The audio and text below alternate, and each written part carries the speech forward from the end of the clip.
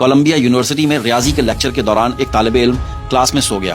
Lecture ختم ہو گیا اور سب اسٹوڈنٹ چلے گئے. جب اس طالب علم کی آنکھ کھلی تو اس نے کلاس کو بالکل خالی پایا, لیکن اس نے بلیک بورڈ پر 2 سوال لکھے ہوئے دیکھے.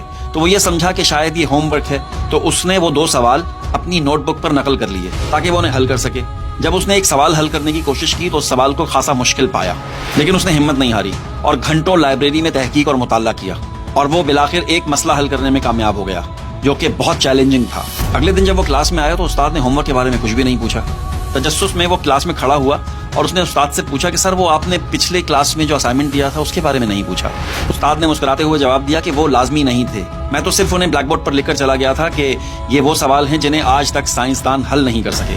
یہ سن کر طالب علم بہت حیران ہوا اور اس نے کہا سر لیکن میں نے تو ان میں سے ایک مسئلہ حل کر لیا ہے اور اس پر میں نے 4 صفحات لکھے ہیں. استاد نے حیرت سے اس کا وہ جواب دیکھا اور یونیورسٹی نے اس کی دریافت کو تسلیم کیا اور اس مسئلے کا حل کولمبیا یونیورسٹی کا ریکارڈ میں شامل کر لیا گیا, اور وہ 4 صفحات آج بھی کولمبیا یونیورسٹی میں موجود ہیں. آپ کو پتا ہے کہ طالب علم نے وہ مسئلہ کیسے حل کر لیا جو بڑے بڑے سائنسدانوں سے حل نہ ہو سکا تھا؟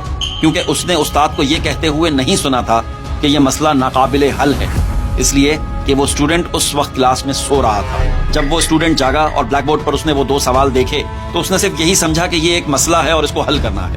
بغیر کسی مایوسی کے محنت اور لگن کے ساتھ اس نے وہ مسئلہ حل کر لیا. یہ کہانی ہمیں یہ سبق دیتی ہے کہ کبھی بھی ان لوگوں کی نہیں سننی چاہیے جو تمہیں یہ کہتے ہیں کہ تم یہ نہیں کر سکتے. آج کی زیادہ تر نوجوان نسل منفی خیالات کی مالک ہے.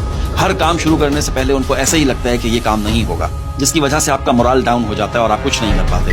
یاد رکھیں کہ قدرت نے آپ کے اندر اپنی منزل پر پہنچنے, مشکلات پر قابو پانے اور اپنے خوابوں کو پورا کرنے کی بھرپور صلاحیت رکھی ہے, لیکن ان صلاحیتوں کا استعمال آپ کو بچپن سے ہی شروع کر دینا ہوتا ہے تاکہ آپ کا دماغ صحیح طرح سے پنپ سکے.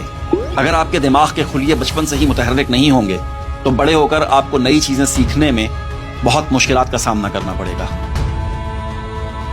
آپ دیکھ رہے ہیں پی4 پاکستان اور مجھے کہتے ہیں عاطف مسعود.